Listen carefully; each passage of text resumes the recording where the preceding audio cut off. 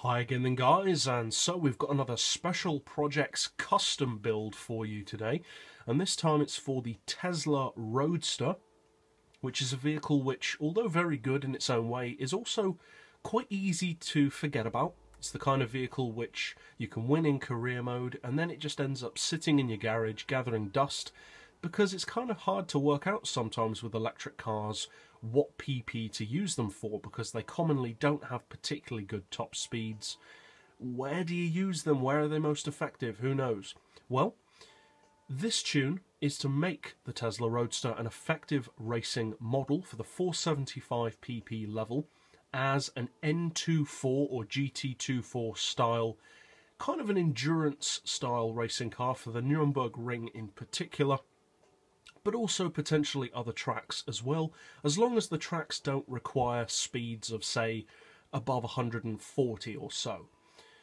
So, as always, I'll show you initially what I've done to get the visual look of the car, which in the case of this one, it's not a replica, so there is quite a lot of room for personal variation. And then we'll go over to the mechanical garage for the setup of the car, and then finally take it out to the track to see how it drives. So as far as the visual look on this particular model, it's not a replica. As I said, it's just a custom build, so there is room for personal variation. You don't have to do all the things I've done, of course, but I've gone for the Type A body kit, which gives you the extra chin splitter size at the front, the little winglets as well. I believe it also changes the rear somewhat. Yeah, it gives you kind of a diffuser at the back as well. Not quite a flat floor though. There is no actual flat floor on this model, which is kind of a shame.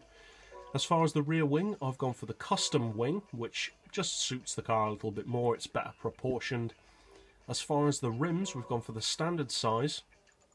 And the rims in particular that I've gone for are these Oz Racing Ultra Legra rims.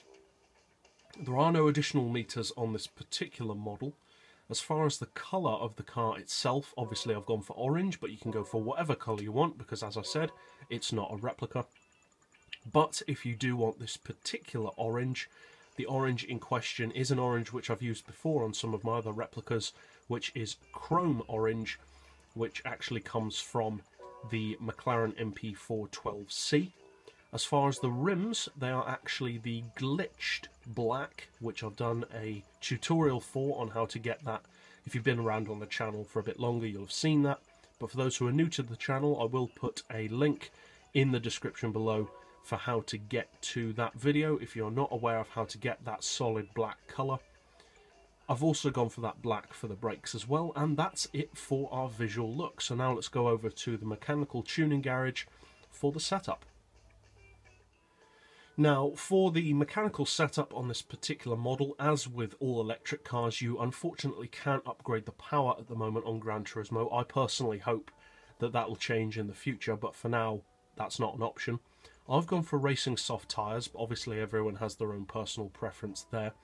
For suspension, we've got the ride height as low as possible. Springs we've increased to 1225 and 1425. The dampers to 5, anti-roll all the way up to 7. Camber on 2.5 with neutral toe. We can't adjust the gearbox, unfortunately. As far as the diff, we've got the lowest initial torque, although wheel spin isn't really an issue with this car. We've got the highest acceleration sensitivity and a braking sensitivity of 20 to reduce oversteer.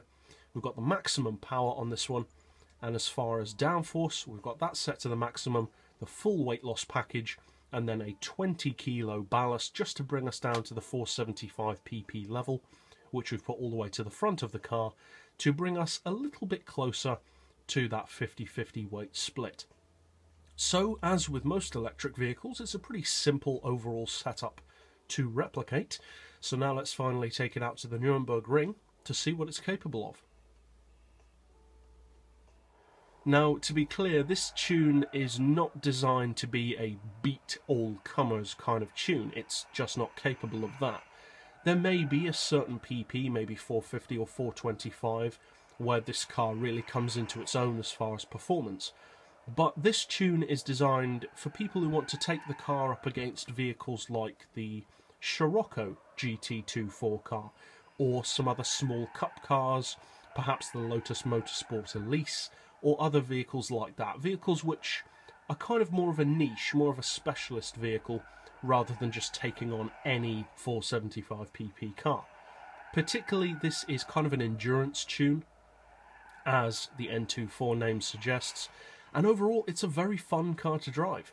And if you have a Tesla and you're not using it, you may as well try this tune, because you may just find that you enjoy it and it comes in handy at some point.